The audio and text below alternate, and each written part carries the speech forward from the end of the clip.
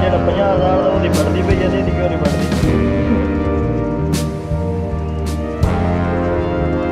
ਕਿੰਨੀ ਦੇਰ ਬਾਅਦ ਆਵਾਂ? ਤੁਸੀਂ ਸ਼ਾਮੀ ਪਤਾ ਕਰਨਾ ਲੈ ਮੈਂ ਜਾਂਦਾ ਮੈਂ ਇੱਕ ਵਾਰੀ ਕੰਮ ਉਹ ਆਣ ਕੇ ਫਿਰ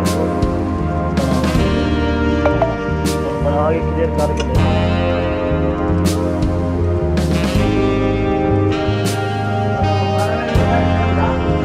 ਅਸਾਂ ਤੇ ਕਿਹਾ ਸ਼ਾਇਦ ਤੂੰ ਕੋਈ ਹੋਰ ਕੈਮਰੇ ਤੋਂ ਵੀਡੀਓ ਬਣਾਉਣਾ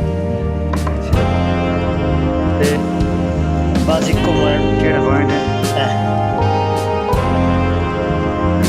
ਇਹ एक ये तो दूसरा है। बस इको ही है दुआ ला दे